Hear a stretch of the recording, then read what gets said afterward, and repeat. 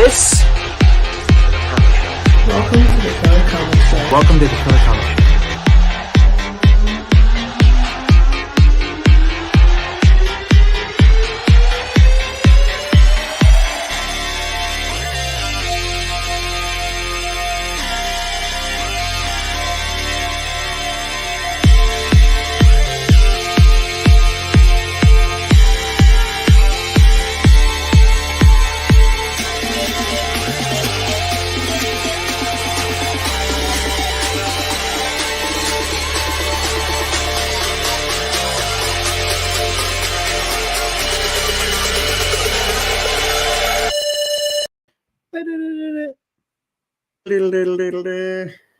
Andy, for a second there, when you lifted up your coffee, almost like you got two white eyes.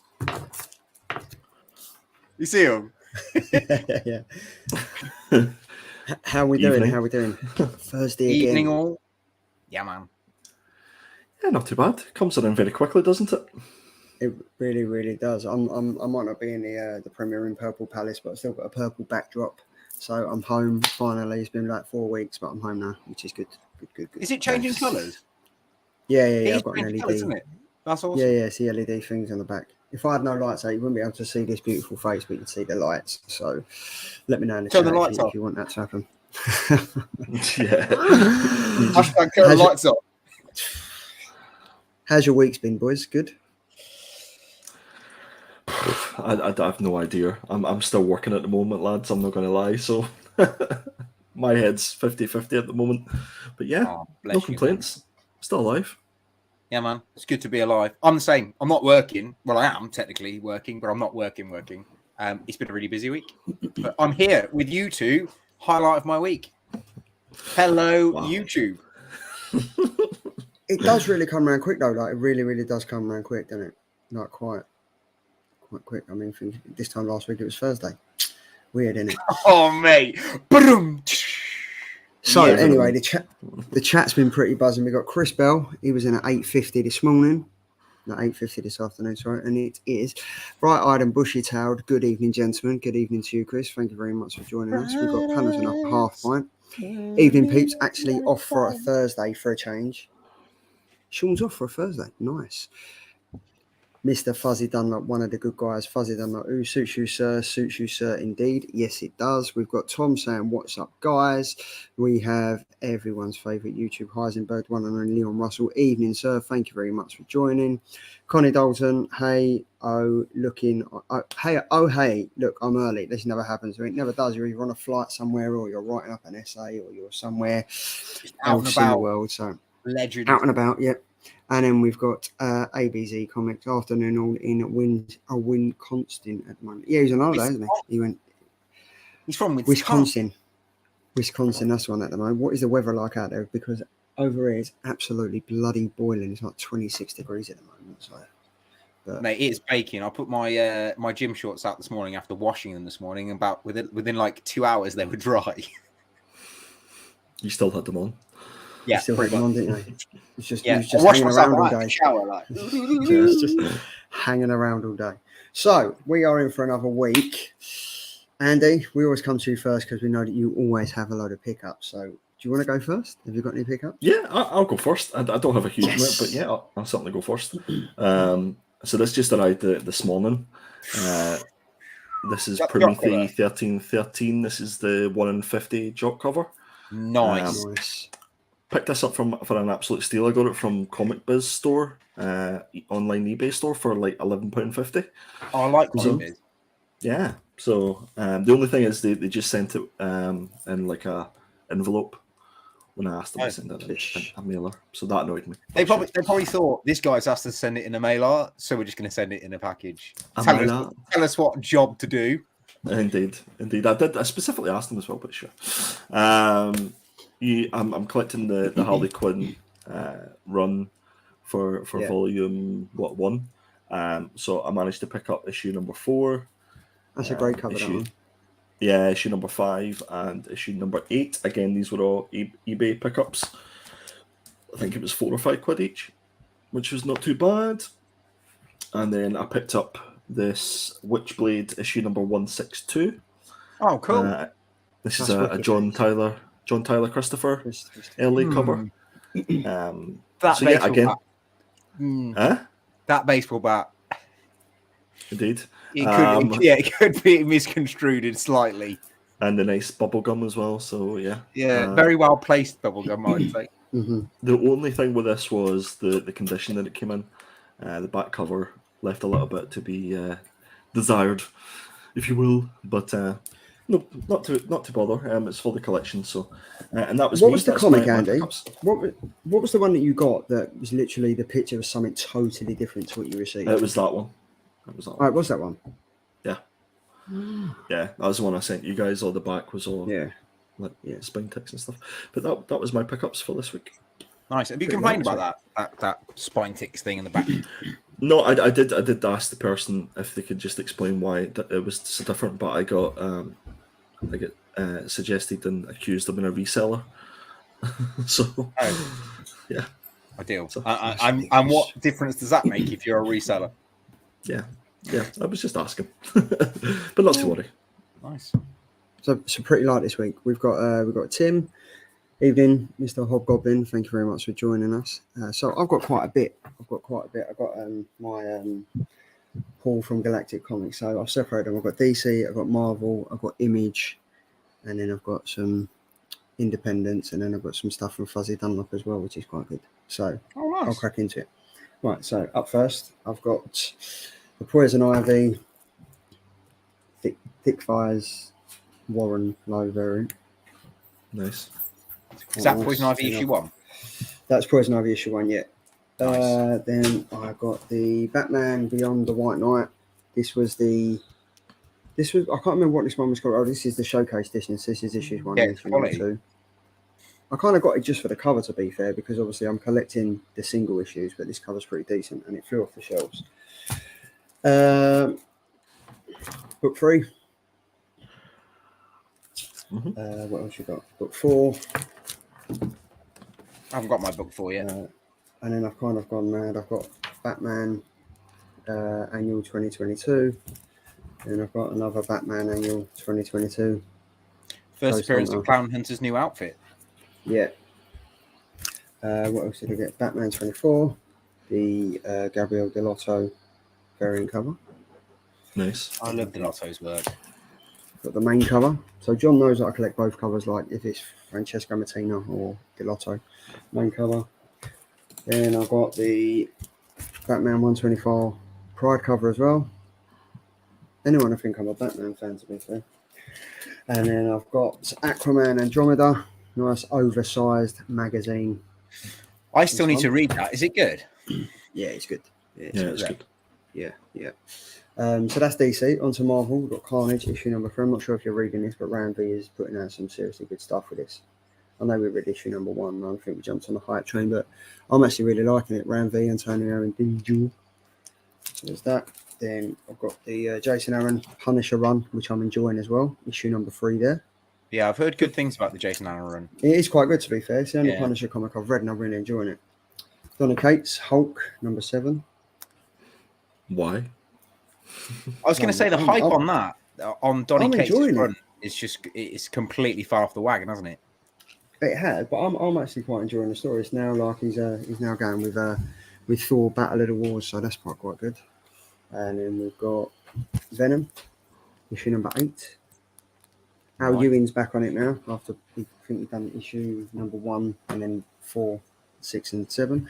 So then now we're on to Image. So I've got Stillwater, issue 30. So is this all your pull list, Charlie? Then did this all come at this one time?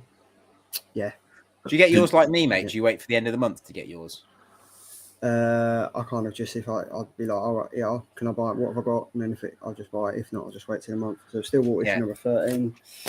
Your missus must absolutely hate you this week. Issue number 6. She's like, welcome home. Here's your package. Issue number 6. And then she's wearing a hat as well. So Somebody's killing issue number 23 and number 24. I'm loving these covers though, to be fair. What else have we got? And 7 Secrets came to the end as well. I was pretty excited about that. I haven't watched the last episode. I haven't read the last issue. It was quite good. It's quite brought tear to my eye. And I then really rate that series. So did the bill. our lovely guy, Rich Watkin, okay from him. These are lovely. What? I'll Sent me be these. getting on the phone to Rich. I don't get any. I Sent gave me mine away these. as an AOK. What Yeah, the he fuck? did. Why didn't I get one? It was my recommendation. Bastard. And then, so they're the comics out of the way. And then, man like Fuzzy Dunlop, right? So he was selling some soda pops. You know, off the back of the show last week, when I said, send me a list of what you got. So I bought Roger Rabbit. Yep. I bought Danger Mouse. I bought Danger Mouse, yes. Iron Man. I bought Thor. And then, out of an act of kindness, he sent me Sloth, which kind of looks like me during a hangover. And Pennywise as well. So No, thank you. Nice. massive. I was going to get this one out. Nope. Let me just show you. Let me just show you one of them. Don't do Just Pennywise. that one. I knew he was going to. I just knew he was going to do that. But yeah, so honestly, Fuzzy Dunlop, thanks, mate. I'll probably be messaging you shortly to see what else you got for me. So yeah, that's my pull list this week. I've had quite a busy week. I haven't. So yeah. ABZ was just saying in the chat there that he messaged about the digital copies, but didn't get a reply. So Charlie, you going to send ABZ your copies? No? Yeah, I could do. Maybe. There After you I've go. read them. There you But go. yeah, but ABZ, we have been actually speaking to Rich on Facebook, I think it is, and he's got quite a lot going on at the moment. So if he doesn't reply straight away, I can just, well, I can't really apologise for him, but I can just understand how busy he is and stuff like that. But yeah, I think if you did message him, he replied to someone from a couple of weeks ago on the YouTube stream as well and got back to them. So if he hasn't, either send me, Tom, or Andy a message and we can chase him up for you. That's not a problem at all. Leon Russell, oh God, yeah, I've just realised that you're no longer lurking around Premier Inn. Only for a week or so, and then I'm back in a couple of weeks. I think I'm in Worcester or Watford, you know, because I like it up that end. That's Oh, wow. Evening, Triple G. Thanks for joining, mate. Thank you very much. And Triple AB, G. all good, mate. Was going to have a go on eBay, but forgot until now. And we've also got Martin Simcox. He came last week, and he still decided to join after after his wallet took a battering. He still decided to join us this week. So thank you very much, mate. And we have the one and only Optimus UK. Sorry, late. In just planning a photo. If you haven't seen Darren's photos, he's been flooding Instagram with some bloody decent ones. He put up a Hulk one this afternoon where the Hulk was eating a load of Haribo, which was quite enjoyable. So if you do like photo pops, Darren is getting a bit shit hot at his photos. You can see he's developing, which is cool. Very good stuff, man. It is wicked. It is wicked. There we go. And Connie Dalton has just finished work. I'm officially here now. Nice pickups. ABZ messaged me. I've got a few copies of issue 1 I can send you. Look at that. That's great stuff. Nice one, Triple G. So here we go. Up for the small man. Time for a little jingle.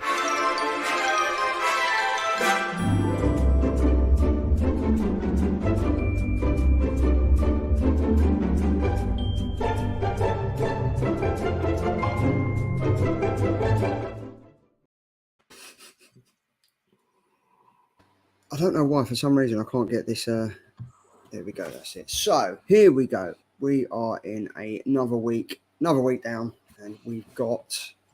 My computer is so slow at the moment. I don't know what's going on. Andy, sorry, mate. There we go. So Killer Covers, July 13th, new comic book day yesterday. Business end of the show. Tom's actually been winning quite a few. I haven't won in about 4 weeks. Andy's been running away with it. Hopefully tonight can change. Fingers crossed. So up first, we've got. My pick. I went for X-Men Hellfire Gala issue number 1, and this is the tremendous Art Adams homage wraparound Ultimate Comics exclusive black and white variant. I thought this was absolutely superb. I can see this being a kind of a Hellfire Gala issue number 2 sort of. If you sort of join them together, you'll not only get the wraparound, but you'll get like a a panoramic cover, if you will. I thought the quality in this was fantastic. This also came in a color version as well, but I just thought I just loved the pencil work in this. I thought the detail really popped in this cover, and even though it has like the trade dress details and stuff like that, it just felt like that sort of old school sort of feel to the cover. So yeah, that's why I went for that. Went for something a little bit different. Went for X-Men Hellfire Gala issue number 1. Do you know what's really cool about this, though? You could take it to a Comic-Con and you could get the artist or any artist to draw in that little box. And it's not going to cost you a fortune or anything. Like, it literally just look like a little sketch if you wanted one. Paid by numbers as well. Yeah, yeah, exactly. Get a colour artist to do it. Yeah. See, that annoys me, that white box, because like you've got, like, it's just, I just think it's ruined the whole cover. I think the cover's absolutely amazing, and then you've just got 2 white boxes that have kind of ruined it. To be fair, it is slapping the front of Nightcrawler's face. Yeah, it is, isn't it? It's just ridiculous. But I mean, that's like, it is a great cover though. Like, it is. Is it a homage at all? Because it kind of looks similar. I don't know. It is, isn't it? I don't really like. I don't wrap around because I don't really follow X-Men and stuff. But this is great. I think this is the first black and white cover we've had for a killer cover. I was trying to let the line work speak for itself, guys. You know, I didn't want it to be like last week when Charlie picked a photo, basically. So I just thought I'd go for something a little bit different. Charlie basically picked a photograph. I didn't. I'm actually, do you know, I'm going to reach out to Warren Lowe and just get him to like confirm that it wasn't a digital photograph, and then I'll let you know next week, hopefully, if it comes back to me. He'll confirm, then he'll cancel. Okay, fine. Yeah, probably. Right, so we got your X-Men Hellfire Gala issue number 1. I'm up next with Star Wars The Mandalorian issue number 1. I've gone for an In-High Lee Virgin variant cover. There's not really much to say about this. This just screams Mandalorian. This is absolutely amazing. I'm loving this, and yeah, I just think, do you know what? In-High Lee for me does fantastic work, and then sometimes he goes off a bit and I'm not really interested, but this is one of the first ones I've seen in a while that I've been like, yeah, this is amazing. It kind of feels like he's going, Charlie, well done not picking a photo this week, well done. That was it. He was like, come here. Let me tell you a story. Andy's quite bitter that you picked a photograph last week. It's like, you're onto a winner, mate. You're onto a winner. But yeah, I mean, what do you honestly think about this one? I think it's pretty decent. It's all right. I love In Hook Lee. I think his stuff's great. So yeah, you get a killer from me, mate.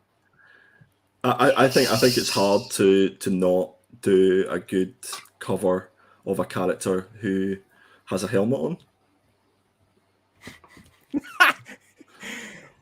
Can Andy, can you log off and log back on a bit happier, please? You want my honest opinion? Yeah. You've got my honest opinion. I do like this. I've got to be honest. I do like this. So this is my In-High Lee Virgin variant cover for The Mandalorian issue number 1, which is going to be a pretty decent comic. And then Tom, you've gone for... Yeah, so I've gone for the Aja 1 in 25 incentive variant of the same book that Charlie chose. I really like this because I like the inking on this one, and I like how kind of unfinished it looks. I really like this one. Plus, Andy picked it out a few weeks ago, and I thought it was a stunning cover, so this is the one I bought. I really like this one. I just like how gritty it is, because The Mandalorian is technically a Western, and this cover reminds me of a Western, poster for a Western movie, or like the front cover of an old VHS. Some of you kids who watched this will not know what a VHS is, but it's like an old VHS cover. Do you know this? I think this would be great as a poster. Yeah. No, I really like this. I think this is great. I'm just looking forward to reading The Mandalorian. As how successful the TV show was, I'm finally looking forward to reading the first Mandalorian comic. Yeah, man. I mean, I think it's a direct copy, but I think I read somewhere that they're going to put in like little extra bits, because there's a bit of a time period from when he gets Grogu to when he hands Grogu over. So there's like a bit of a period there where they're just going to fill in the gaps a little bit with the comic, which I quite like the idea of. So kind of telling the story that you don't know yet. You don't know what. Yeah. But I do quite like this though, because I think it's like the grittiness of it, the colour and everything, like the paintwork. I think I think you're onto a winner here, mate.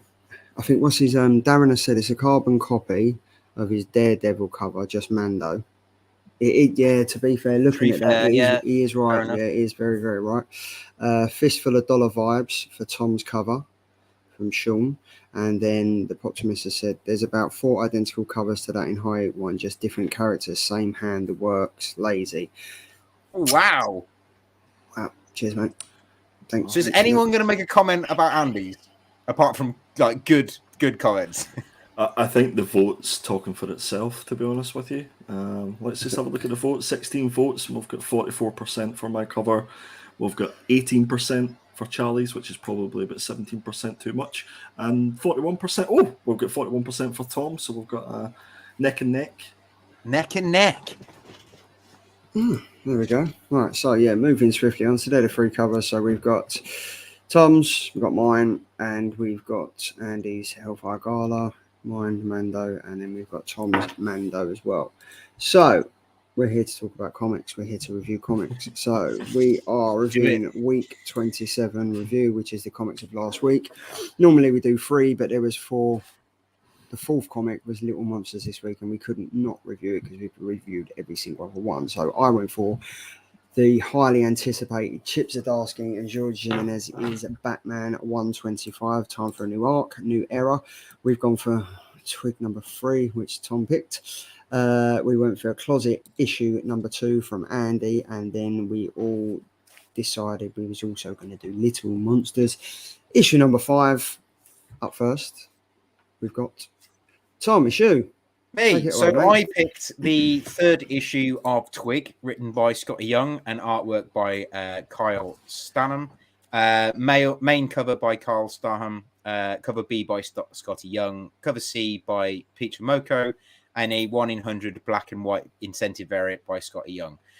Now, I actually have really enjoyed Twig. I thought it was quite a good story. I really liked it. I thought it was simple but effective.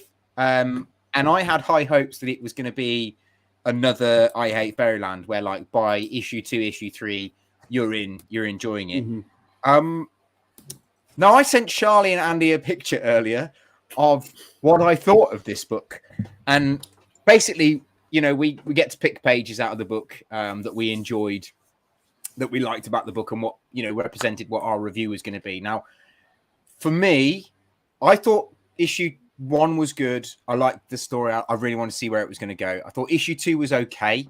Again, I thought it built on the story. I wasn't here when the guys reviewed it, which they were quite cruel about it, but it was all right. Never mind. But then I thought it built a little bit on the character. And then issue 3, I would say I enjoyed the first half. And then it's really samey to issue 1. And it's like, how much more of the same can I deal with? Like, it was very... It was old hat by the time you'd read issue 3. It was like issue 1 and issue 2 were basically the same. Issue 3 is basically the same as issue 1 and 2. So unfortunately, I sent these guys a picture of me cutting my pages out of... printing my pages out and shoving them in the bin, because this was a binner for me. As much as I wanted it to be a killer and I want it to go on to be a good killer and a star product for the year, unfortunately, no. I think Skottie Young has definitely missed a beat on this book. Now, the artwork is stunning. I can't knock the artwork. It's almost like a really cool little animated TV series, but each panel, I would say, they don't correspond with each other. It's almost like the story's progressing too quick for you to keep up. And it's the same old shit that you read in issue 1. And I'm not that drawn to... probably won't read issue 4 unless one of you two pick it, to be honest. That's how bad I thought this was this week. What did you guys think? Andy, you can take it away. I didn't read it. Did you not? No. I didn't read it. Sorry, guys. So I thought it was great. I thought it was the best issue of Twig. Charlie, what were you? I messaged you both earlier, and I was like, I'm really struggling to read Twig. I think based on, there was so much hype around issue number 1. I mean, it's got Scottie's name to it. Everyone's jumped on it thinking, this is going to be the new This is going to be the new Fairyland. There was so much hype in it, and I was like, yeah, this is going to be good. Like, I think I was looking forward to it. I've got to say, issue number 1 was okay. Issue number 2, when me and Andy reviewed it, was just like, unless you had picked it, Tom, I don't think I'd even follow this comic up. It's not enjoyable. It's really not enjoyable. It's trying to be something that it's not. Other than the artwork, the story's lackluster. It's absolutely going nowhere. Issue number 3 is basically going over exactly the same as what issue number 1 did. Like, there's nothing there. There's nothing there. Like, the story's going nowhere. At least that's the frustration. Exactly, and at least with Gert from Fairyland, she was kind of on a mission. This little twerp is on a mission to nowhere. Like, at the end of issue number 2, it was like, this little twerp. That's what they should rename it. Twerp. Well, all of a sudden now he's got to go. The last piece of the puzzle is on the moon. Like, come on, like, this is a kid's story. It's a kid's story. It's not aimed at adults. It's, other than the artwork, there's nothing else decent about this story. I think it's too simple. I think I know it's probably aimed at a younger audience, but I don't know. If I was younger, I'd be reading this thinking, what am I high or something?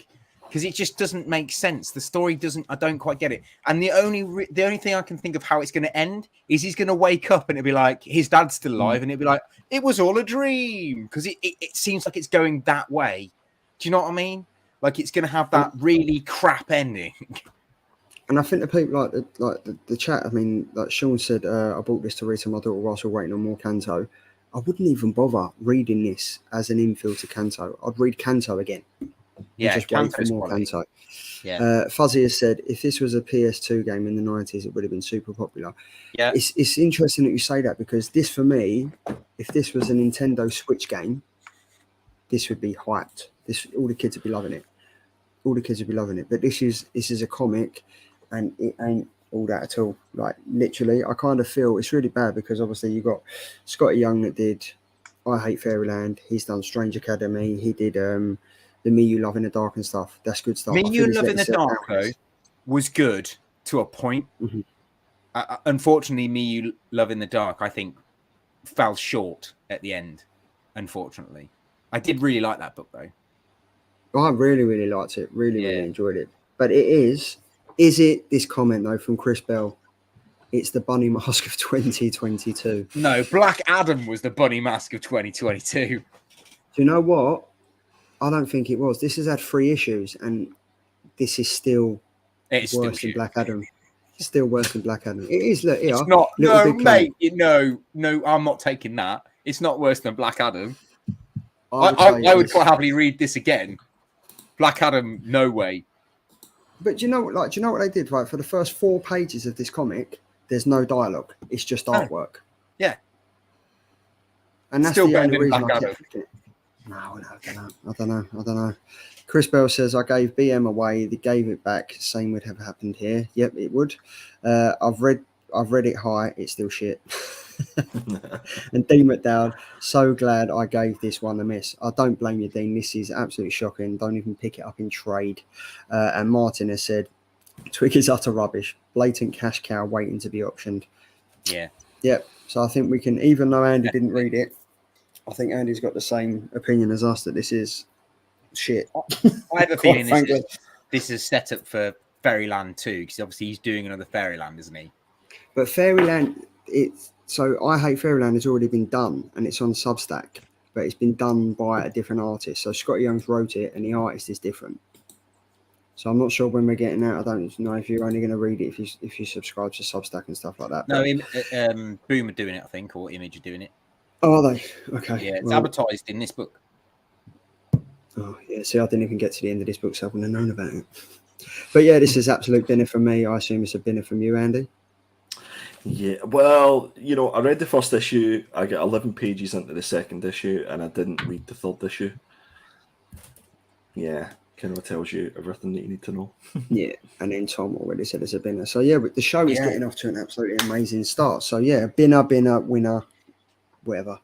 And then Andy, see, this is how we do it. We start with a shit comic, and then we go into this one. Andy, what are you saying? Yeah, I went for the closet issue number 2. We've got the main cover there by Gavin Fullerton.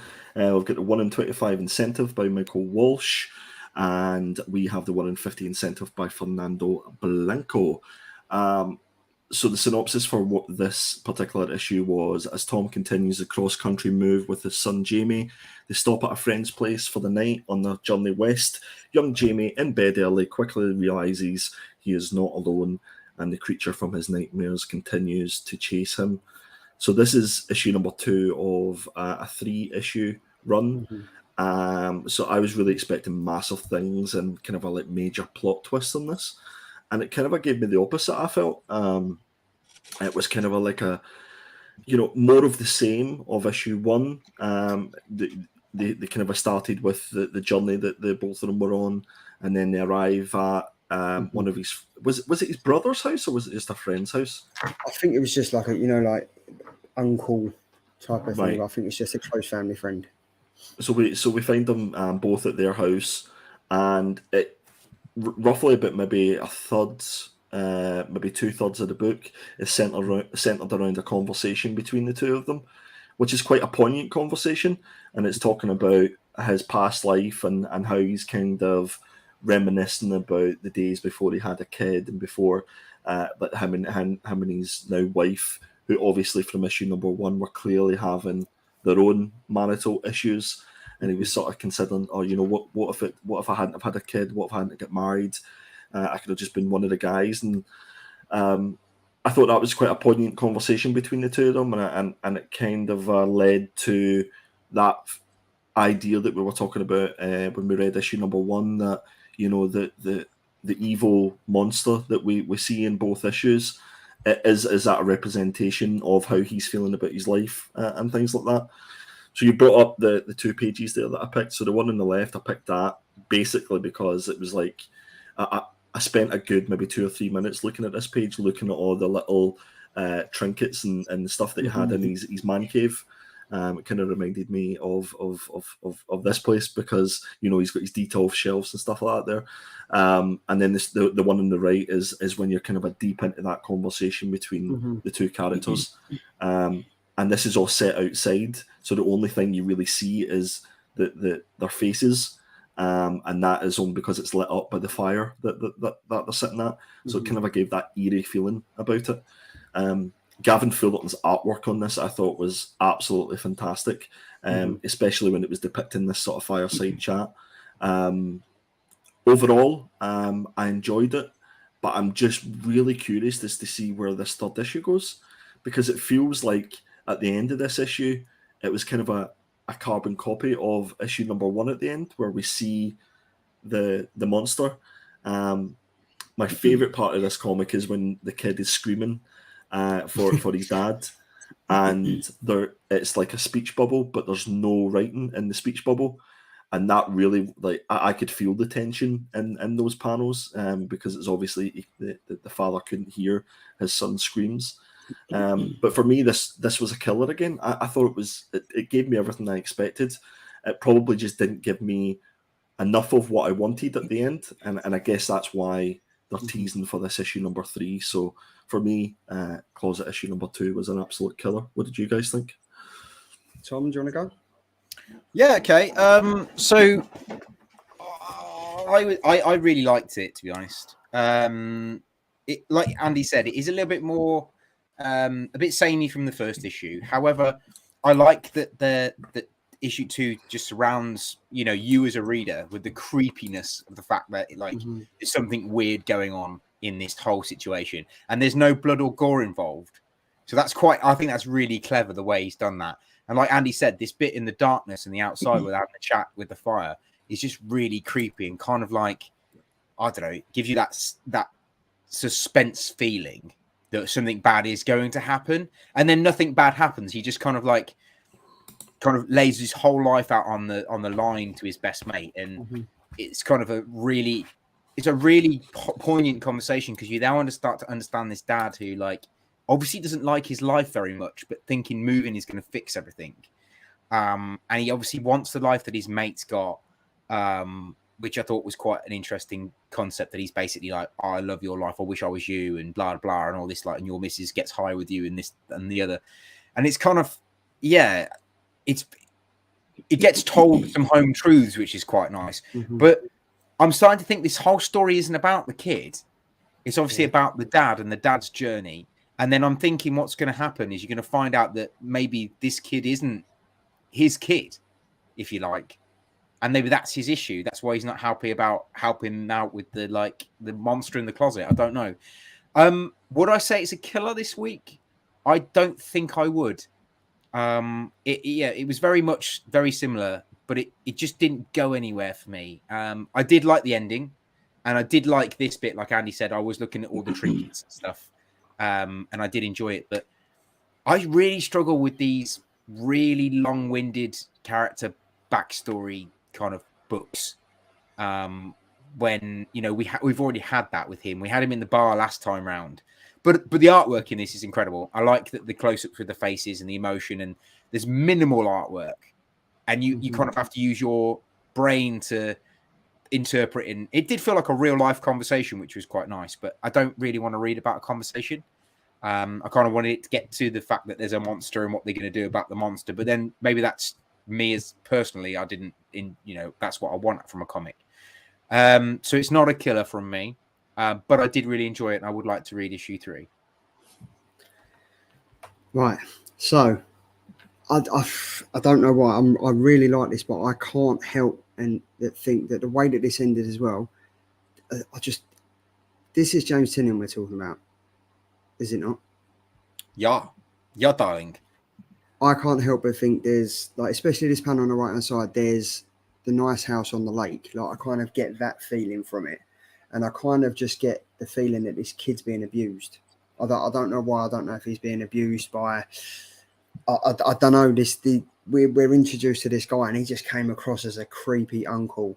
I don't know why. Like, he just rocked up and he's like, "Oh, Tom, why haven't you brought his stuff?" "Oh, it's okay. I've set him up in this room. He can do this. He can do that." "Oh, do you want to play with Legos?" Like, yeah, I sit there and play with Legos all the time while getting high with my wife. I just think there's a subliminal plot here. And it's a really creepy story. And I just think, as you said, Tom, I don't think this is about the kid at all. I think this is about the main character, Tom. I think he's got some serious issues. I think he's been through similar things when he was a child, which is why he's like, there's nothing there in the closet. It's nothing in the closet. Don't worry about it. I just can't help. But when that kid was screaming at the end and there was nothing coming out, it just rung true that there's so many kids out there that scream for help and no one listens. And I don't know if this is a message that James Tynion is trying to get out. Do you know what I mean? I think there's more to this than I think meets the eye. I had another theory in my head, and I was thinking, like, is the child him?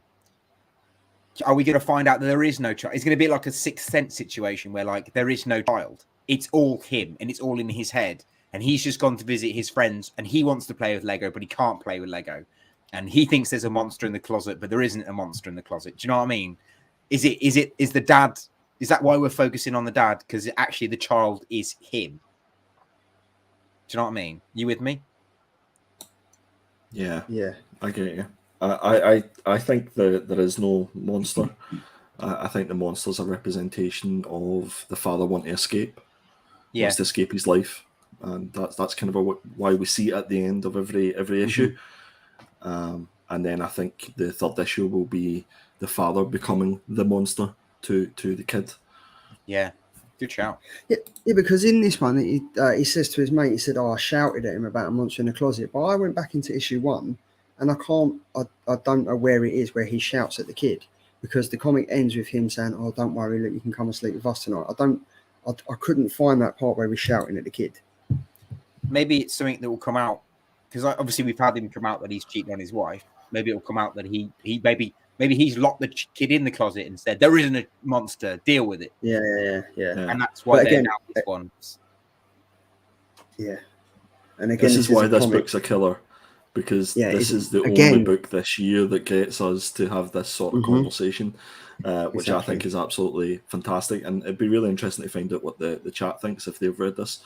What do they think is going to happen in issue 3? So Martin has said, sorry guys, thought Closet was pants as well. Too slow and not frightening at all. Prefer James Tynion DeVolf's current stuff on Sandman. Is the JTIV bubble about to burst? Ooh, what do we reckon on that? Do you reckon James Tynion's bubble's about to burst?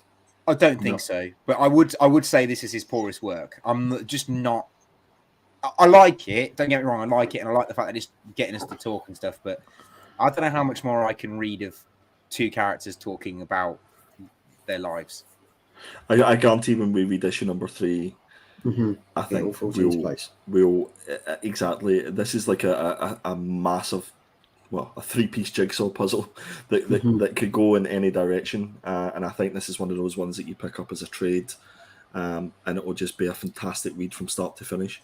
I think the fact that we're sort of dissecting each of the issues and each of the panels kind of tells you everything that you need to know that James Tynion's bubble's far from ready to burst. I think this is probably on par with some of the best work that he's done, and I think it'll just all fall into place by his 3rd issue. Yeah. Leon Russell, the thought I had was the monster was real, but it was likely the good guy emphasising with the kid. And Phil, welcome Phil. Maybe the monster's trying to save him. The monster's trying to save the kid. We think he's trying to take him away, but he's actually saving the kid. What's he saving him from? Phil has said Tynion has too much out. I think the bubble will burst. It's going to be interesting to see, but I'm really enjoying this, and I think there's a hidden message in this, and I don't think it's there right in front of our face, and I think it's all going to come out in issue number 3. And Phil has also said, similar to Donny Cates, they'll release a few stinkers. They might release a few stinkers, but this is the only comic that I think we've really gone in depth and spoken about after 2 issues. I wouldn't call it a stinker at all. I think it's a good book. I think it's worth a read. I just personally, I kind of want it to go somewhere now. So I hope, like Andy said, issue 3 is, I think. See the little teddy bear that the little kid has? Do you think that we could see that in something that's killing the children at some point? So it's one of those little, she has the little octopus, and this kid has that little teddy bear, and that could be something linked in. I'd love it if he's that smart and clued up that he links all his books together. I'm sure he does.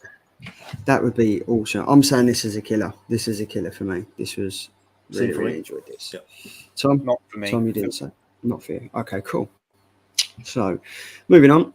What are we on now? We are There we go. So yes, this is what I picked. It was inevitable. Massive Batman fan. I've gone for Batman issue 125. A new era has landed. It's highly anticipated, written by the one and only Chip Zdarsky, the superstar that's absolutely writing in everything at the moment, including my shopping list, because he's got his hands in doing everything, so why not? And we've got the art by Jorge Jimenez. This was released last week. We've got the main cover by Jorge Jimenez. We've got the Alex Ross variant A. We've got the Inhofe Lee variant. We've got the Simone Di Neo acetate variant. So this acetate one is amazing. We've got the Warren Lowe Virgin variant cover. There we go, guys. Look, I just put it in there just to prove that it wasn't a photograph, because I put it in there again. That wall looks pretty real. We've got the Francesco Martina variant cover. We've got King of the Favourites 1 in 50 foil incentive by the one and only Jock. We've got the 1 in 250 incentive by Chip Zdarsky, which today they've released a second print, which is purple, and it's got Batman written in the bottom. Then we've got the no, this isn't. No, that's not the main cover. This is this one for Batman. This comes in about 12 different covers, and as you'll see in that one, you've got Harley Quinn in the bat sign. You've got one for Catwoman, you've got one for Joker, you've got one for Bane, you've got one for Poison Ivy, you've got one for Nightwing, you've got one for Barbara Gordon, and you've got one for, I can't think, but there's about 12 of them out. You've got a John Jiang variant A, you've got a Miko Science variant C, you've got a Jorge Jimenez Failsafe Protocol, and then we have the Jorge Jimenez wraparound variant cover, which I think is stunning. Absolutely incredible. That is stunning. Charlie, can you go back to the first lot of covers? Yes, mate. Like, Tom, is it just me, or can you not see that? Go to the other page where you had your cover. Sorry, the second one. You almost can't see that wall because it blends in with the background of the real wall that we use on every slide. Have you noticed? Yeah, that's true. That is, I feel like that's a real wall. So I mean, it's like one man, it's like one mind. But Sean has said the acetate variant is amazing. Yeah, it is. It is. These small images don't do it justice. And then Dean has said, going back to the closet, I'm loving the closet simply because it's making you delve into your own darkness and thus far creating the nightmare in your own mind. Love that. Ooh, deep. Exactly. Boom. That's And deep. then Phil has said, agree. I messaged Alan to keep me one. Hopefully there is some left. I assume that's the acetate cover. So Tom and Andy, are you okay going first? Because obviously you jumped in from Batman. Like, this was your new jumping point for you. So how did you find this? I've noticed something here, right? Charlie has stopped reviewing his comic first the last few weeks. He lets us do it before he jumps in. Listen, he's too busy looking at pictures of real wolves to read his comics. It's cool, right? Real wolves or real wolves? Rear balls. 106 was the last issue that I read of Batman, and Charlie, you were sort of having a debate whether you were going to go ahead and pick this because you didn't want for me to have to read all the issues. So what I decided is I wasn't going to read all the issues and catch back up, and I was just going to take this as a brand new story arc and read it afresh without any of the sort of in-between stuff that I'd missed. And I think there was a few people in the chat last week that had said they were going to do the same. So first off, so much hype about this book, and quite rightly so. Chip Zdarsky always absolutely kills it on these books. Probably one the busiest guy up there with James Tynion, as far as I'm concerned, when it comes to doing comics. I'm going to start with the artwork. I thought the artwork was sublime. I was right in there. I was in Gotham. It felt really gritty. The color work was absolutely superb, and it was actually a delight. Each page was a delight to look at, and something that it made you take your time and slow down and take in the words and take in the story. So for me, that was a really great start. You're obviously starting off in this book where you're kind of diving into a dream sequence. Mm-hmm. And that dream sequence, boom, you're seeing a full page of the three Jokers, and they've apparently slaughtered all of Batman's friends and family. And I thought that was a really powerful image because it sets its stall out straight away. And for me, I was kind of relieved a little bit because I knew a little bit about the three Jokers, but it wasn't sort of really like alluding to all the stuff that I hadn't read before. Then we move into, I think the second part of the story for me, which really struck a chord with me, was when there was a full page of the Penguin doing a piece to camera. And awesome. You picked it, great minds. And I thought this was one of the best pages in comics that I've seen this year. I'm going to throw it out there. I thought you could just lift and shift this and put it into a movie or a TV show, and you wouldn't have had to do much about it. And it was just... So every person that receives inheritance of over $5 million, the Penguin was going to kill. If the family members then inherit it, he was going to kill all the family members. And I was like, wow, this is really dark. And it's kind of ironic because the Penguin came from, money and a silver spoon. And didn't want for anything, but he's taken the steps that he's going to go and he is going to kill everybody that inherits money. So I thought that was fantastic. And once this had finished, you normally get those books where it has like a follow-on story, and every time I go, why didn't you just get? This is 48 pages. This book, $5.99. You really get your money's worth. But sometimes I think, why didn't they just give Chip another 10 or 12 pages and let him run with it? But I was so glad that we got that second story as well, because arguably, I thought it was the better of the two, and it was more intriguing to me. And the second story was all about it. Kind of led off from the fact that, can we do spoilers here? That Penguin dies, and that he has, apparently at the end, he's got, 10 or 12 kids who they've got to go and find because one or all of them inherit Penguin's club. And I just thought that was an absolutely fantastic idea, really original, something that I hadn't seen before. So overall, artwork was superb.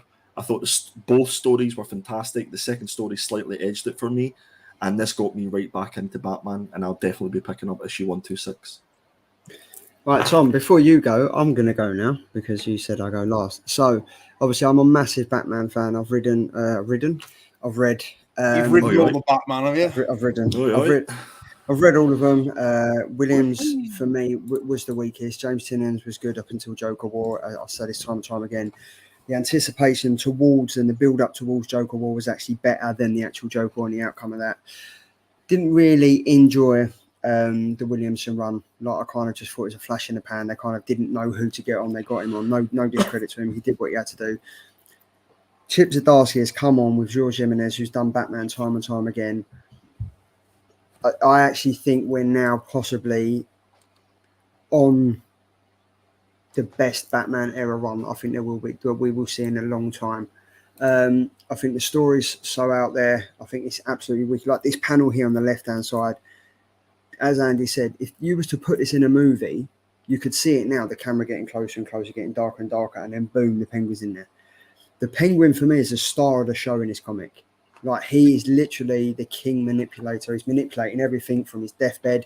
He has literally played so many pawns. He's set up so many strategic plots in this comic that you don't know where to look. No character's safe.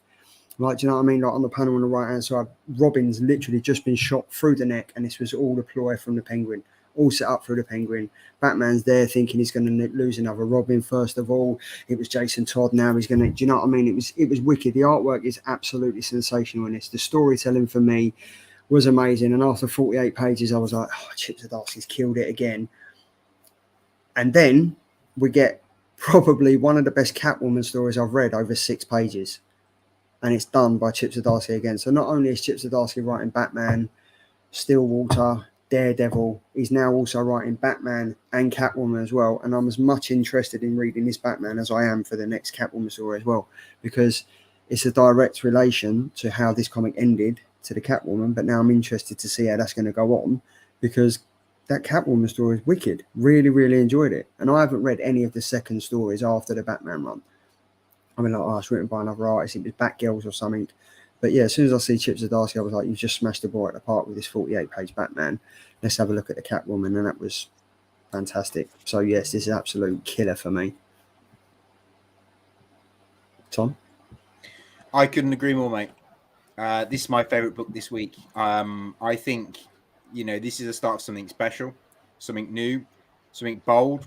Something quite sinister, I think, in the background. What's going to happen?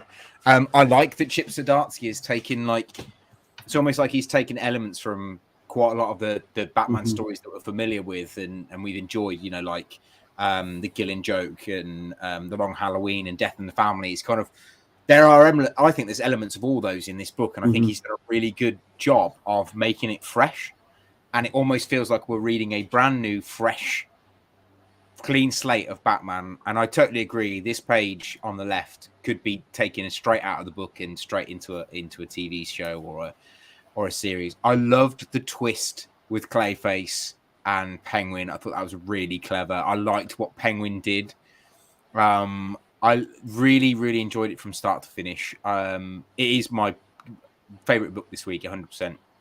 I think Zdarsky has got this knack for kind of drawing you in literally from page one. You were drawn in, and like Andy said, you felt like you got to the end of it, you're like, oh, we could have given him an extra few pages, but I'm glad they didn't, because now I'm really hyped for 126. So yeah, very good. I cannot wait to see what's going to happen. I can't really say much more because you both have already said everything, but I agree with the second story too. I mean, that element of Penguin having children, they've got to go and find them. I think that's something new, and I like that they've thrown that in there, like literally exactly what I said the other week. It looks like DC have said, okay, if you want to run with Batman, run with it. Do what you want to do. See what you come out with. And I'm really interested to see where this brand new character that they introduced at the end of the book is going to go. Fair say, because he's introduced at the start as well. But going back to that 3 Jokers thing that you mentioned, Andy, where the panel starts it up with the 3 Jokers and you didn't know much about it.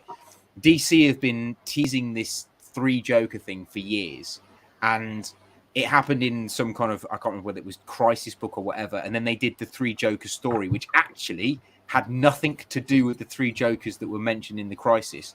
So this might be us getting those 3 Jokers towards the end of this series, which might be quite interesting. But again, it depends how they do it. But if it's Chip doing it, it could be really good. I think the only thing that to do a counter argument, the only thing that let this book down was that fail-safe part at the end. I think it was totally unnecessary, totally unneeded. Because I almost feel like we could get like a Zdarsky verse of Batman. Yeah. And it doesn't necessarily need any new brand spanking new characters to sell design variants for issue 126.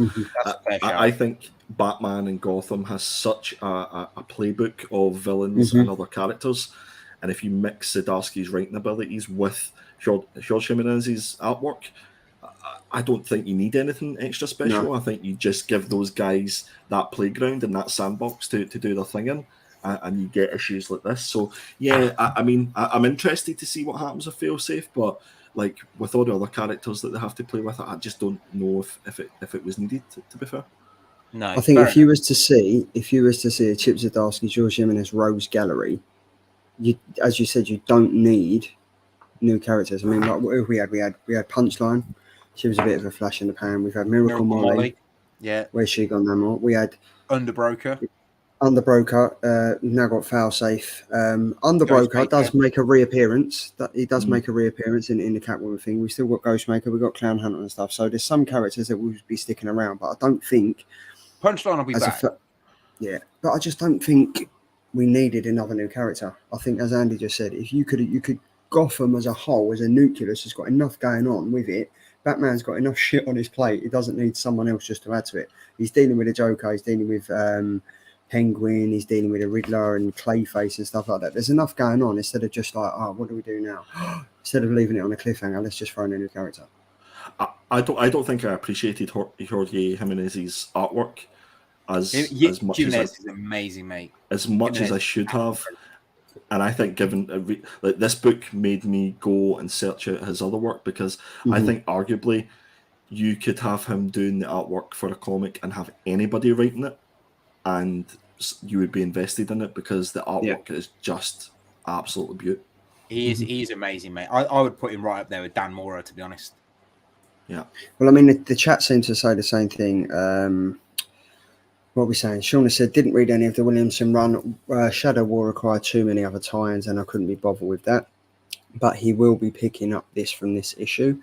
Phil has said, I scrapped Batman and Detectives, just going to restart from 125 and whatever issue Ram starts with on tech.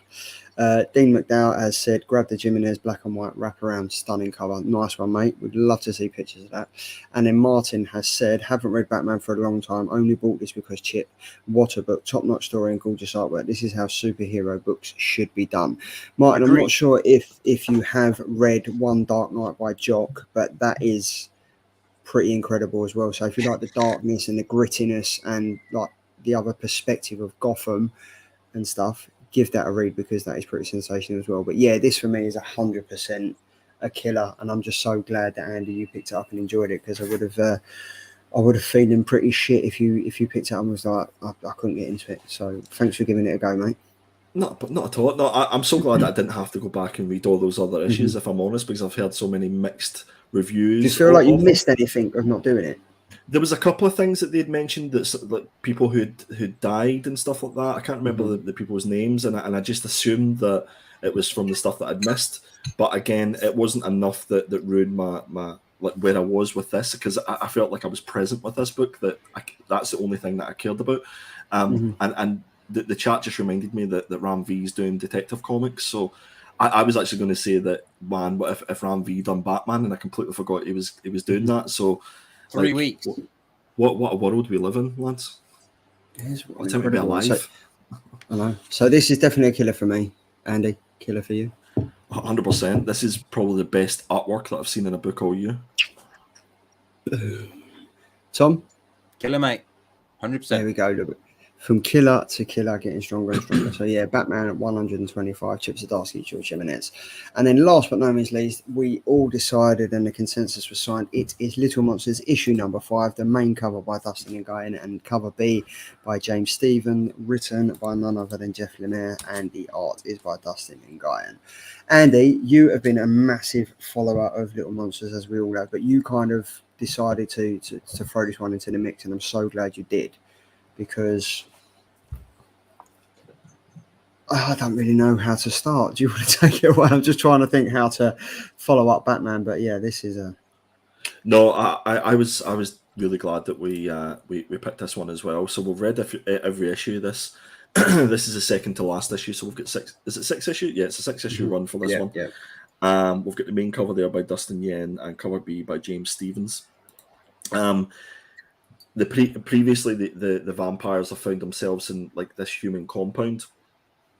In the last issue, we've seen that it kind of led to one of the little monsters getting its head chopped off, and the story kind of ended there. We didn't know what was going to happen. We assumed that they were all going to get taken away. They find themselves sort of split up into 2 groups, which those 2 groups kind of feel like a representation of the personalities of those characters. So what one goes, 2 of them that have you got it up here? No, you haven't. So 2 of them, I think it's you and can't remember the name of the other character that go one way. But you find the story of them talking about, you know, what we're going to do. I really enjoyed the Taste of Blood. And I think we mentioned in issue number 1 and 2 that this book is really just talking about change, and it's how we adapt to change, and it's how these, we keep calling them kids, but you know, they're centuries old, these vampires, how they adapt to the change in the understanding that their parents aren't coming back for them, and that the years that they think has passed has actually been centuries. And then the last issue was how did they deal with the change of tasting blood for the first time and dealing with actual human adults. So this issue I found was quite a dark issue. I thought it started really well. The page that you have on the left hand side there is you and how her character met, how she became a vampire. So I think this is like in the aftermath of Hiroshima. That's what I took from it. That was my understanding. But I thought it was, we got what we expected with this issue. There's been a couple of issues where I felt it was kind of a character synopsis that we were getting each issue, and something was going to build up till we find out what's going to happen. But I thought that the ending of this issue was kind of intriguing and could have probably happened 2 or 3 issues previously, where you see one of the humans basically finding one of the vampires hiding because he's hiding away from the sun, because again he made a decision to stay with his brother who had got its head chopped off because he was hoping that he was going to come back to life again. The sun starts coming up, the other kid starts running away, and then the one of the humans from the compound, you just see him reaching for a bow and arrow, and he's basically saying, take me to where all the other monsters are, because he's going to go and kill them all. So it kind of leads you up to that issue number 6, what's going to happen. So yeah, glad we read it, glad we picked it, and for me, it was exactly what I thought it was going to be. I thought it was going to lead up to issue number 6, and Jeff Lemire has done a fantastic 5 issues of giving us a little bit of a synopsis of each of these characters, and it's kind of a built up to this Little Monsters universe that we know and love, because I'm invested in all these characters now. I look forward to picking up the issues to find out what's going to happen in their life. So big up to Jeff. What do you guys think? Tom? Yeah, no, I agree, mate. I think it was a good issue. I think Jeff Lemire, like you said, has made it easy to get invested in these characters. I agree with what you said about the kind of it being a character synopsis issue. I would say this for me, though, was like you said about issue 3. This is a bit of a filler, and a lot of it was unnecessary, I thought. It might be one of those where you could probably skip issue 4 and go, issue 5 and go straight to issue 6 without this one. But there are bits in it that are really important, like, you know, her backstory, the fact that, you know, Hiroshima and all that. I think that's important to know. So I thought this was the weakest of all 5 issues. just was weak compared to the others. But like you said, it's one of those books that I pick up every time it comes out. I've really enjoyed it. I'm invested in the characters. I'll be gutted when we get to issue 6 and it's all over. I really hope there's going to be another series because I really want to know what happens to these kids. Whether they, I don't think he's going to kill them all off. I mean, if he does, that would really be crap. But, it could end that way. And I like that he's left that open because it could go either way. They could wipe out the human race or, the human race could wipe them out. I actually think the first couple of pages we see at the start is actually a dream. And I think it's the characters having a dream and seeing themselves as they're older. Yeah. So I think these two are the same characters that we're seeing on the left-hand page. Yeah. Well, so do you think every single comic, every single people that they see is them when they're older? I think that. Do you remember each issue? It sort of gave you a little bit of a profile of each character. Yeah. I think it would be quite interesting if that was them having a dream about themselves as a kid, as an adult. So it's actually the same character. They're talking to each other. Do you know? I want to say a thank you to you, Andy, because I think if it wasn't for you, I think last year or the year before, picking Serial to read, I wouldn't have been interested in reading a black and white comic. Yeah, like this, the artwork on this is amazing. It's sublime, and like we've gone from talking about Jorge Jimenez doing like fantastic, amazing stuff. I've picked this panel on the right hand side because this is incredible. This is literally just black, white, different tones and shading and stuff, and it just tells the whole thing. I think it's just, as you said, I'm invested in these characters now. Like I feel when Billy got his head cut off, I was like, wow, I didn't see that coming. And then now we're kind of, again, we're learning about you, not as in you, as in you, why, you, I. And we are learning about every single character. And yeah, I get it. It does, like, it is a synopsis of the characters, but I think something's going to happen at the end. We're going to find out something at the end of issue number 6, and it's going to all tie it together. It's all going to be made worthwhile. And I don't know if these characters, as you said, is the dream of themselves, or they've got, because in every single issue, I think they turn around and say, well, we was told to wait, and they would come back and get us. So I don't know, is this them that they're talking about visiting themselves in a future life because they've been gone for like 3,000 or 300 years and stuff, and they think it's only a couple of weeks. But yeah, I'm really enjoying this. I'm really enjoying like Jeff Lemire. I think the last one I read from him was May's book, and that kind of fell a bit flat. Like that kind of didn't go anywhere. But I think with this, it seems to slow. Yeah, we've had a few fillers. I think issue 2 and issue 4 were quite fillers, but I mean, I think we seem to be getting somewhere now. So I'm invested in this, and I'm looking forward to seeing where this goes. Tom? Yeah, man, I agree. Yeah. So this is a killer for me. And ABZ has also just said The Walking Dead works really well in black and white. Yeah, it did. The Walking Dead works really well in black and white. Serial, and also this as well. I must have missed that show, the Serial one. I don't think I read that. Yeah, I think it might just been a one-off. I think we picked it because it was who did Serial, Andy? Can't remember on there. So long. He's got his own. I think we read issue number 1 and 2, and then it sort of dropped off. We didn't read anything after that. But this is one of the Abstract Studios, and it was the writer and artist was his studio that brought it out. Can't remember the name. I might have to check that one out then. It's not Terry. So is it Terry? No, I can't think. Serial is a great read. Yeah. So thanks, Sean. So yeah, this was definitely. I love this. I like Terry Moore. There we go. Terry Moore. Yeah. There Frosty. we go. They're quite good to read the boxes. What? Frosties, Cocoa Box, good to read the boxes. Kellogg's. It's totally lost. Cereals in there. Oh, so I got it, Tom. I got it. If I'm not cracking the rubbish jokes, I don't get them. But yeah, Tom, that was a good one. Anyway, that's the comic reviews done. Tom, you ready? Yeah, I am.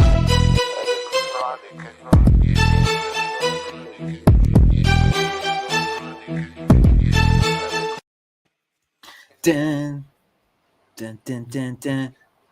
Dun, dun, dun, dun. Dun, dun, dun, dun. Oi! Killer Keys.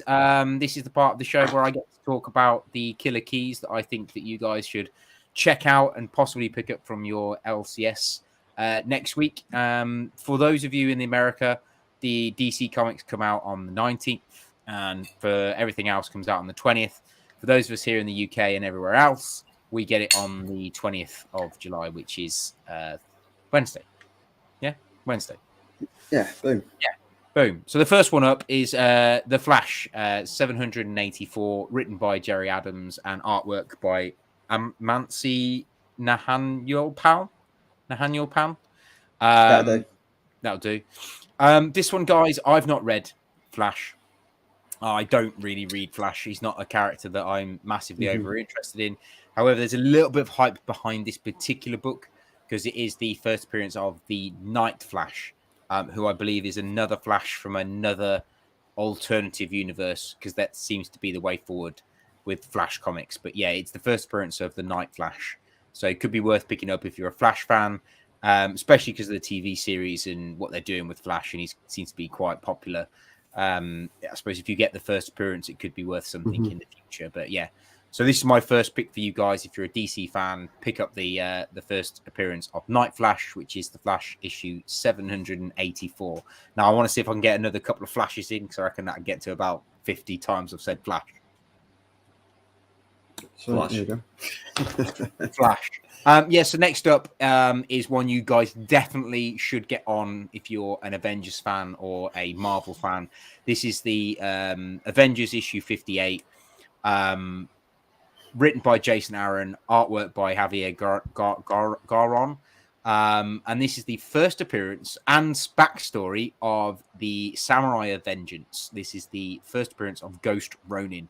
Now, this is going to go over a couple of issues, and it is a backstory about Ghost Rider, when he was a samurai back in the in that kind of dynasty era.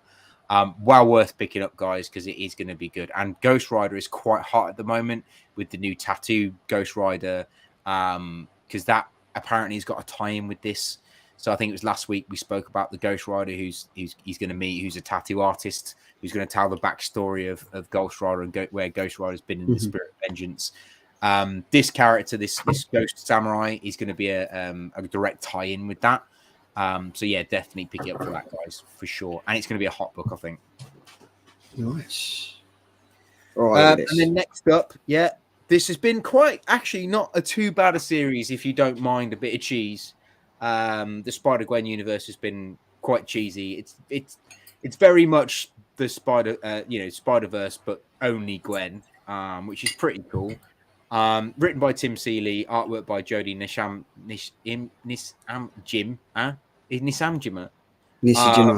That's it, yeah.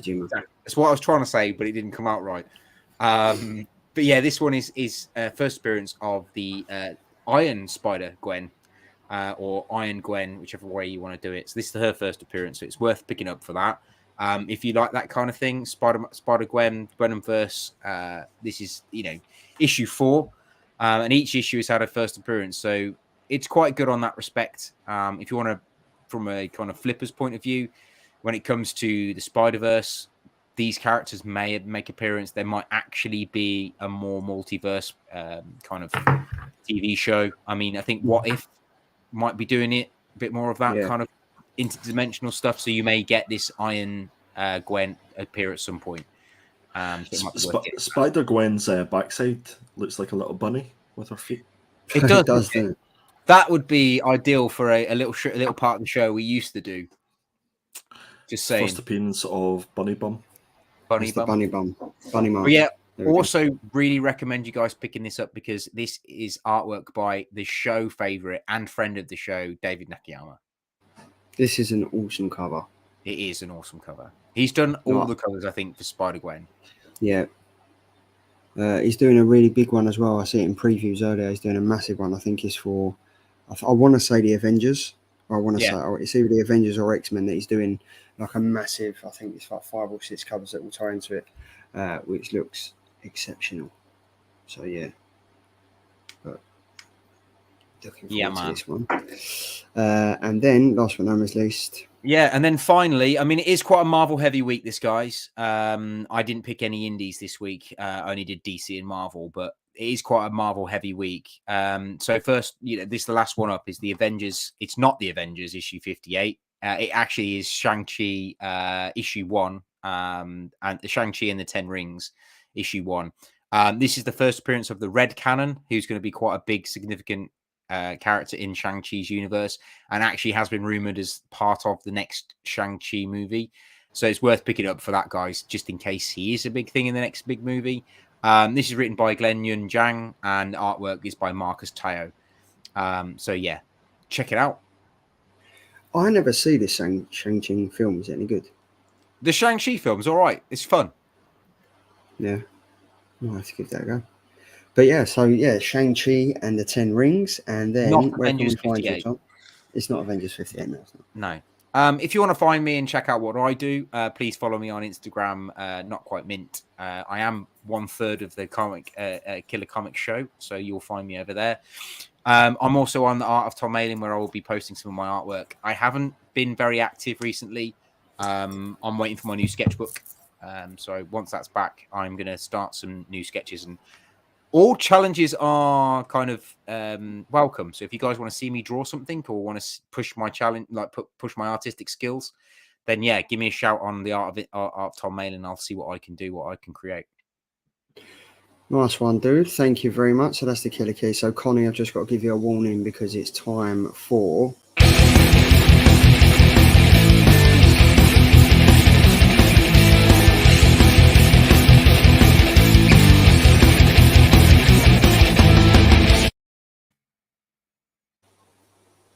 Oh, wrong side. I got the date wrong.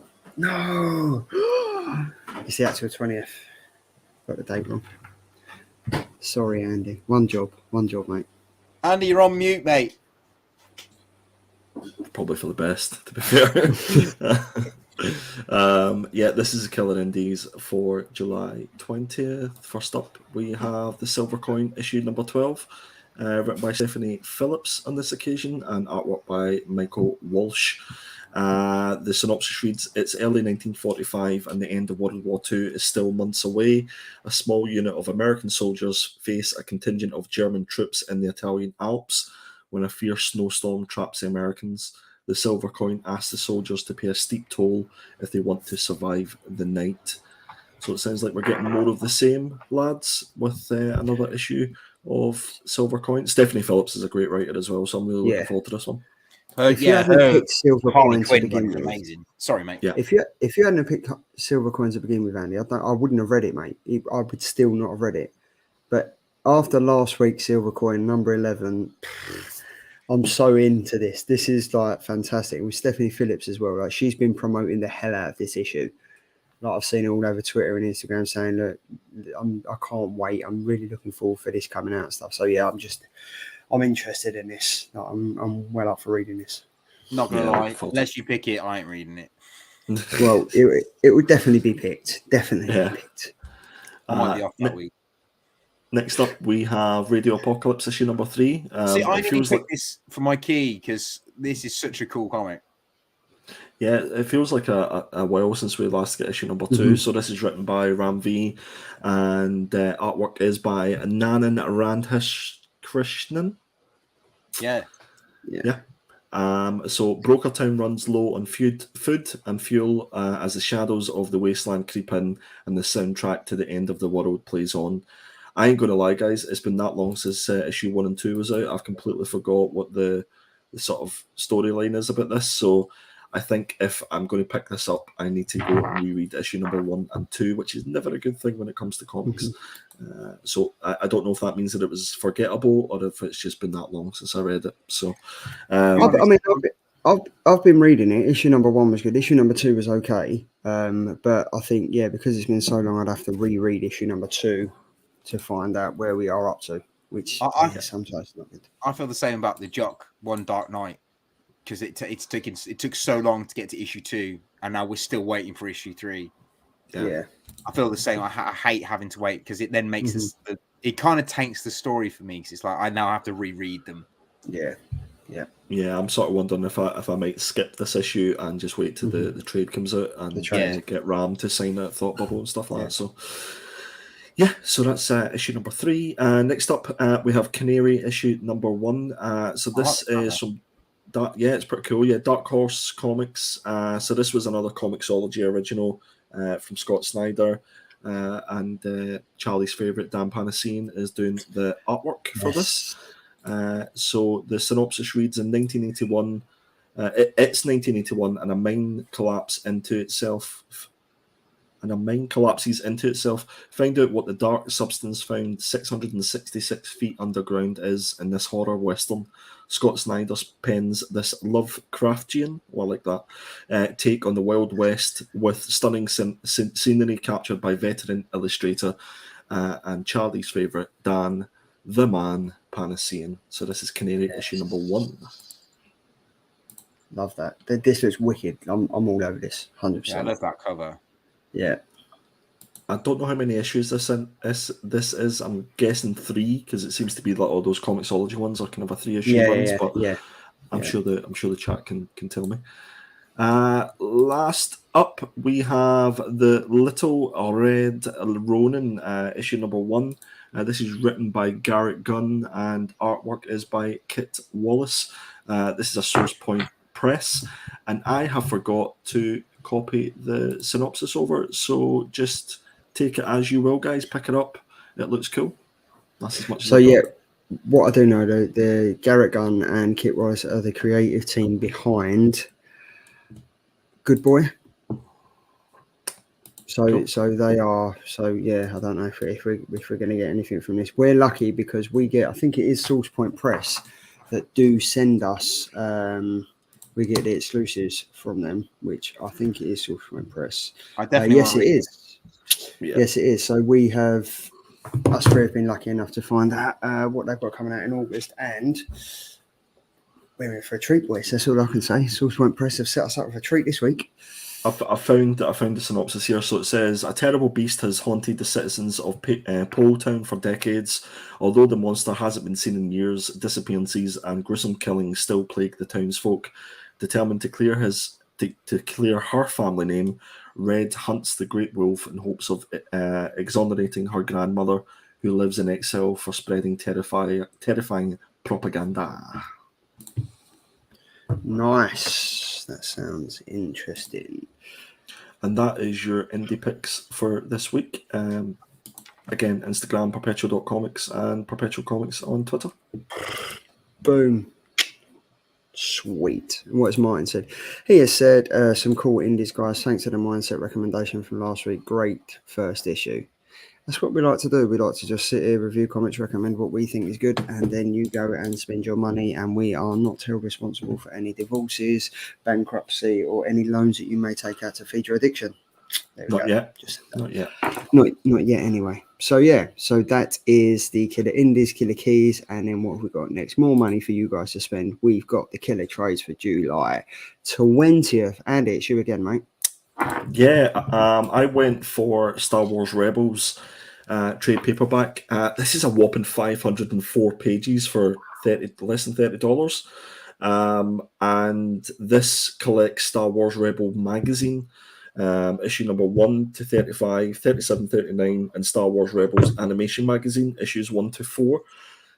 So this is it's in the magazines and stuff like that you don't got the sort of first appearances of Ezra and all those characters. So I'm definitely going to be picking this up because rather than having to pick up the magazines individually, and for what $30 for a chunky few pages, then there we go. Yeah, you're a massive Star Wars fan, aren't you? So yeah. What have we got now? There we go, Tom. I'll pick this one for you, mate. Because I thought mate, you thanks. might like this. Do you want me to talk about it? Yeah. All right, cool. Sorry, a little bit left field. I didn't even know I'd got one, so I didn't realise I was reading. Sorry.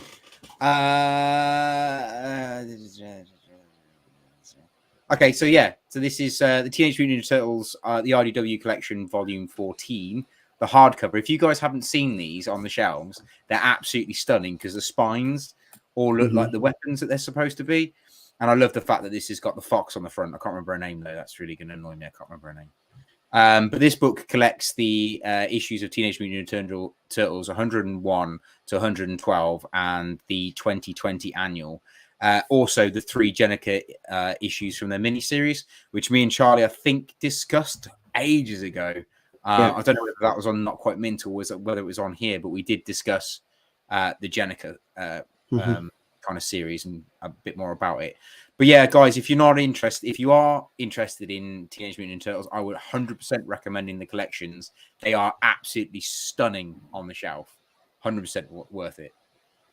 And yeah, this collects Teenage Mutant Ninja Turtles issues 1 to 112, issues 101 to 112, the 2020 annual, and the Jenica 3-issue miniseries. So yeah, definitely get on for this. And for 384 pages at $59.99, that's a pretty decent price, to be fair. And they look amazing on the shelf. Have you got all of these, Tom? Yeah. Yeah, they do look nice.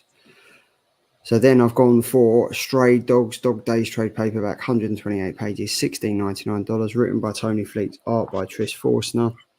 This is the follow-up to the 2021 surprise cartoon horror smash hit Stray Dogs, which I think are on the 175th print now for issue number 1 for a few years ago. But yeah, this collects Stray Dogs Dog Days issues 1, 2, plus the Stray Dogs FC BD prologue. Now, my only concern of this is that the free comic book day issue was the same as issue number 1 of Stray Dog Days. So I don't know how they're going to go around this. I don't know if there's extra characters in this and stuff.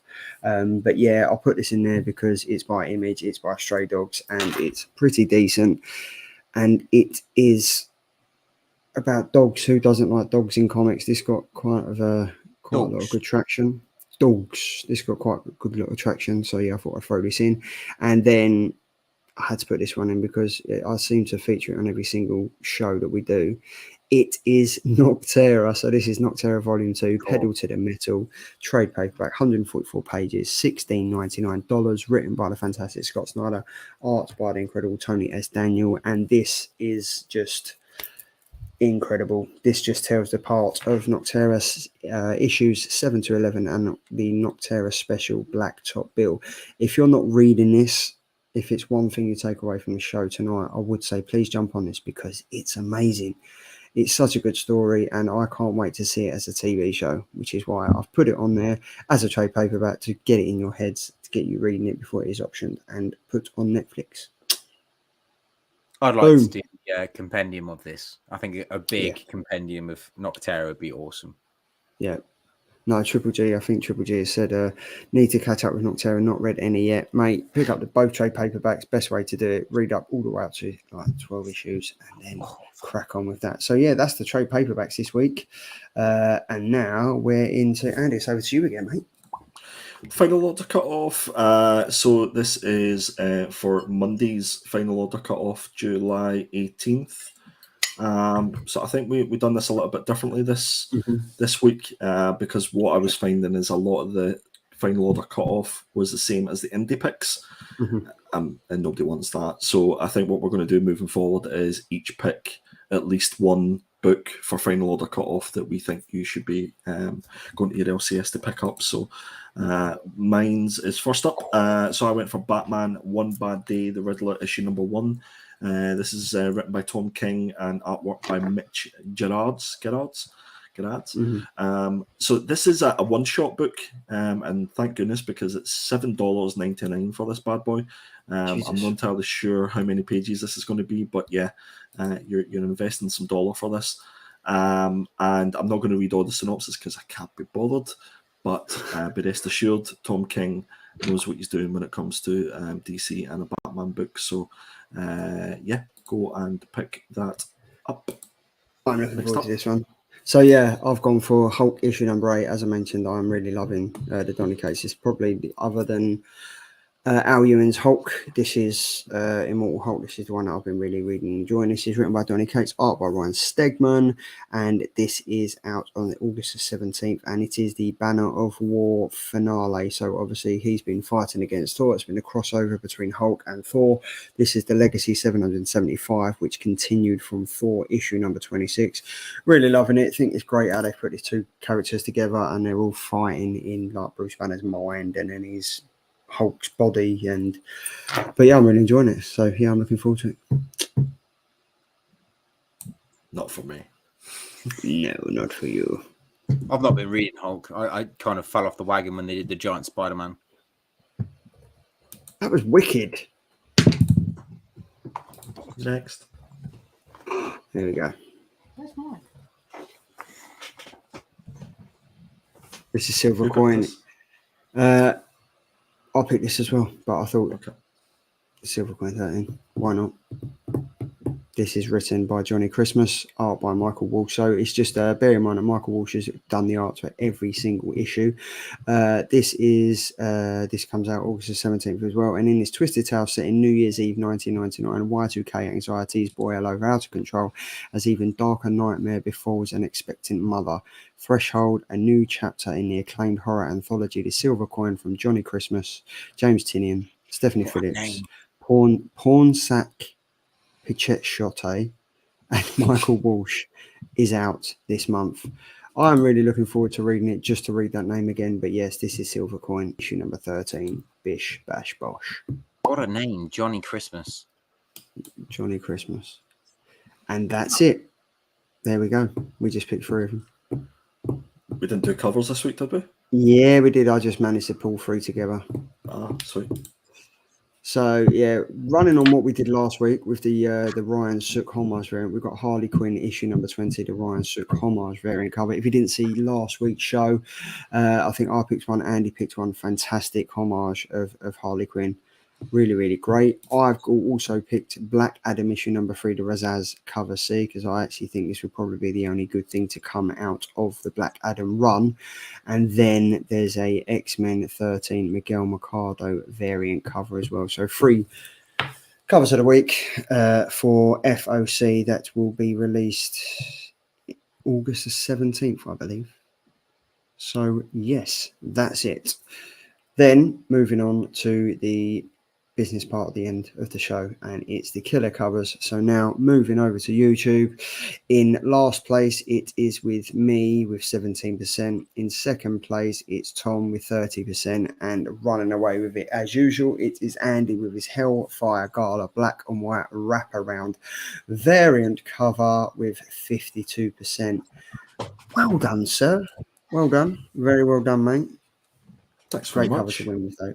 Great cover to win with. Will you be buying that cover? Will you be taking it to full bubble? Absolutely not. No. Okay. You all have a But impeccable what? taste. Yeah, you do. Yes.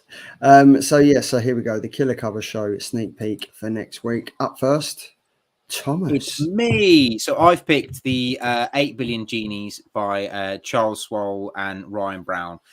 I really have enjoyed this series. I don't know if you guys have read issue 2, but I really enjoyed issue 2. So I'm really looking forward to reading issue 3. It's a really good concept. I love the idea of the fact that pretty much everyone on the planet's been given a wish, and what would they wish for, and what can they do with their wishes? And in the last episode, the Chinese guy basically wished that he was a superhero, like an awesomeness. It was just incredible.